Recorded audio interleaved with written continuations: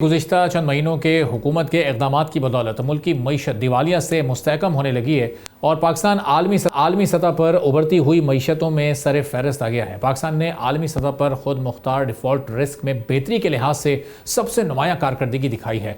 Default risk में नुमायाँ कमी सरमायाकारों के बढ़ते एतमाद का वाज़ेह सबूत है। ब्लूमबर्ग रिपोर्ट के मुताबिक पाकिस्तान के डिफ़ॉल्ट रिस्क में गुज़िश्ता 12 माह में बड़ी कमी रिकॉर्ड की गई है।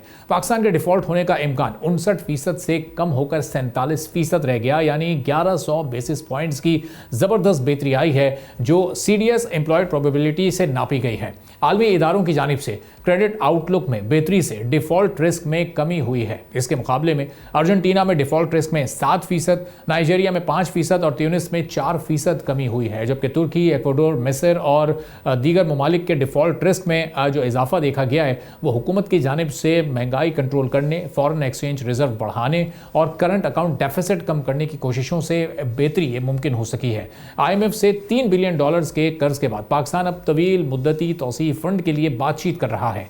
दूसरी तरफ चाइना ने भी पाकिस्तान का $3.4 अरब का कर्ज रोल ओवर कर दिया है। चाइना ने स्टेट बैंक में गुज़िश्ता 3 साल से मौजूद $2.1 अरब रोल ओवर कर दिया और मजीद $1.3 अरब का कमर्शियल लोन रीफाइनेंस कर दिया है, जिससे पाकिस्तान के ज़र मुबादला के ज़खायर $14 अरब हो गए हैं।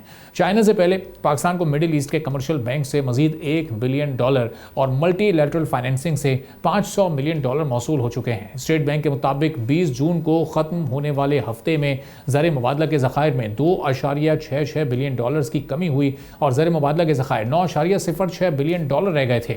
लेकिन रवां हफ्ते ही $3.1 बिलियन के कमर्शियल लोन और मल्टीलैटरल फाइनेंसिंग से $500 मिलियन मौसूल हो चुके हैं, जिसके बाद सूरत हाल खासी हमें बेहतर दिखाई देती है। लेकिन अभी तक ये जो स्टेबिलिटी है ये ग्रोथ में क्यों नहीं शिफ्ट हो पा रही और इसका एक ट्रिकल डाउन इफेक्ट हमें एक आम आदमी तक पहुंचता हुआ क्यों दिखाई नहीं दे रहा। सब्सक्राइब करें और बेल दबाएं ताकि कोई खबर रह न जाए।